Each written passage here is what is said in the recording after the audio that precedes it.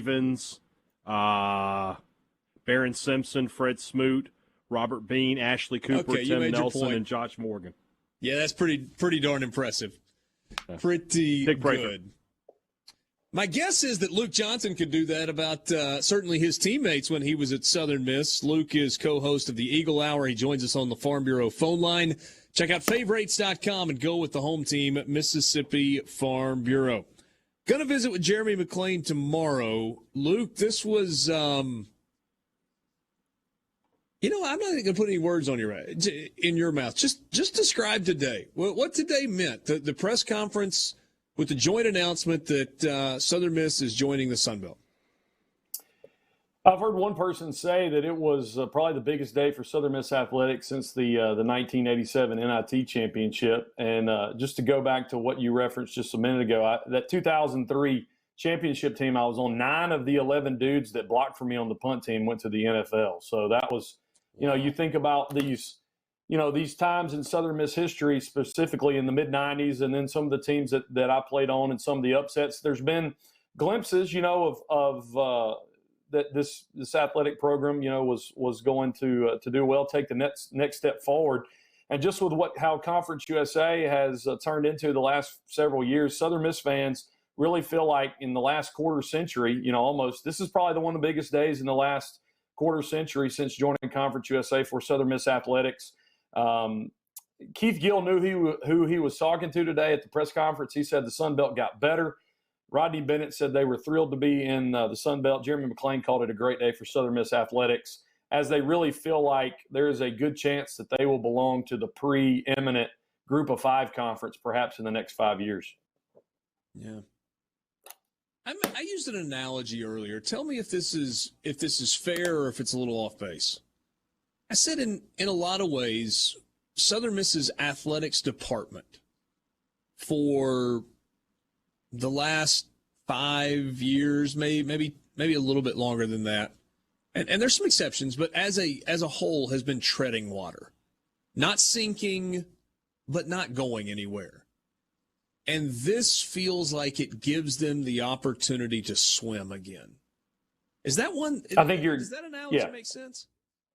Yeah, absolutely. I mean, you could argue the last really successful football season was, with Todd Monken, 9 wins, and then he leaves. Hobson comes in, beats an SEC team in Kentucky, and then just kind of stagnates. I mean, that's just really what the football program has been. Apart from baseball, you really haven't had any type of success. They've had success in, like track. They won a conference championship. But apart from baseball, really across the athletic department, there really hasn't been anything to be excited about. And you felt like you were in a slow death spiral with Conference USA. And so, one of the things Keith Gill said today in the press conference was that they feel like, and one of the reasons why they were so drawn to Southern Miss is because of the fan base. And he kind of explained how other conferences, particularly, he didn't name them, but we see it with Conference USA and with the American, how they go after eyes and media markets.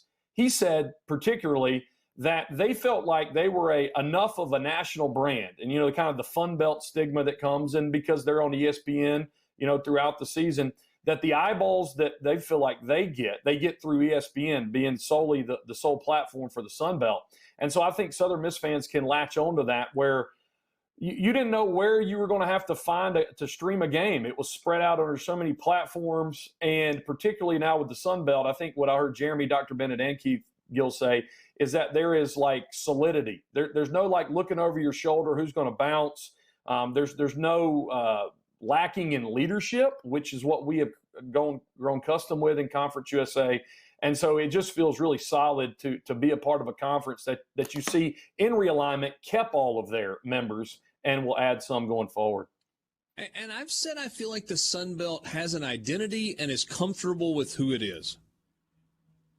Absolutely. I think I heard you say that last week. They know where they are, and they're going to make the most of where they are. And strategic, what drew them and what was pretty interesting, and today the question was specifically asked, like, does Southern Miss have to do anything? Were there any conditions they had to make coming into the Sun Belt? And it was pretty obvious that Keith Gill said, no, there's no caveats. I mean, we want them as they are. And he said it 4 or 5 times. It's because of the fan base. It's because of what they bring to the table. And I think the word that was used was they mirror the Sun Belt's plan and what they want to be as a league. You go after not necessarily the biggest media market, but you have a floor of what you know what you're getting.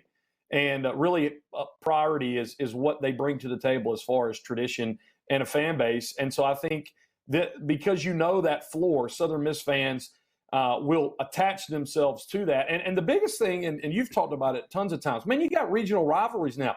You got 4 teams inside your division that are within like 4.5 hours away at the most. Yeah. What are the nuts and the bolts? What's the timeline? So Dr. Bennett said today that they will officially be a member no later than July the 1st, 2023. And a question was asked specifically, what about the upcoming Conference USA season? You know, and it seemed as if Jeremy was saying they would continue in Conference USA for the 2022-2023 athletic year. So you would expect, July 2023, starting with football and the fall sports, that's when you become a full member. So when Southern Miss baseball ends, not this coming season, but the following season, then the transition to the Sun Belt happens, which I guess is almost the exact same way that it happened when Coastal Carolina made the transition, because you remember the deal, the reason they played the game at noon in Omaha was because they had to get it done on June 30th, because if it went to July 1st, then the money would have gone to the Sun Belt, theoretically, as opposed to whatever, the Big South. I think that's the league they were leaving.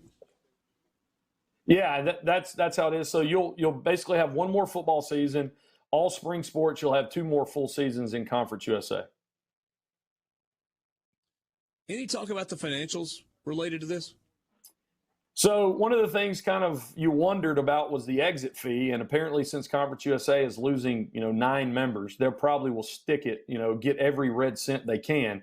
We know this, that when Houston and Tulane and East Carolina, the last time when they left, they paid somewhere in the region of like 1.5 to 2 million. Jeremy McClain said today the bylaws call for 2 years of revenue, and apparently that number is somewhere in the $3 million range. He said that he and Dr. Bennett had talked about it, and they have a plan together to address that. Okay. And one more financial thing to mention is that the move to the Sun Belt will probably save $500,000 in travel costs for the university. TV contract comparable in terms of what it pays out, and will Southern Miss be a full RATA member the day they join? Yeah, that's expected. I mean, Conference USA, if you want to look at the worst TV contracts in the history of the world, I mean, it's there. I'm sure like North Dakota State probably has a better one in the FCS or James Madison. I mean, we were told, it's like $200,000 or less what the payout is for a TV contract. And one of the things that Gil talked about today, the current contract with ESPN goes to 2031. They feel like there's a possibility, he didn't spell it out or say this, but what was implied was because they're gaining value, and that's the only reason they said they would realign, was not to fill holes but to gain value. They feel like they will have a better product going forward, adding these additional teams. And so there might possibly, people have implied that there might possibly be a renegotiation where the payout comes not as much as the American, but somewhere in the neighborhood. Who's left in Conference USA? Louisiana Tech? Western Kentucky, Middle Tennessee, Louisiana Tech, UTEP, and FIU. Wonder what they do. Some of the names have been thrown out. UConn, New Mexico State, going the FCS route. McNeese, Faulkner State. Football only would be UConn. Football only. Okay. Even Idaho. I mean, Conference USA is on life support right now, and what you saw today was what Southern Miss fans have really wanted. They wanted leadership from a conference commissioner, and that's what they get with Keith Gill. Feels like a really big day. Really big day. Thanks for the insight. Glad you got to see all that in person. Thanks, Richard. Y'all have a great day.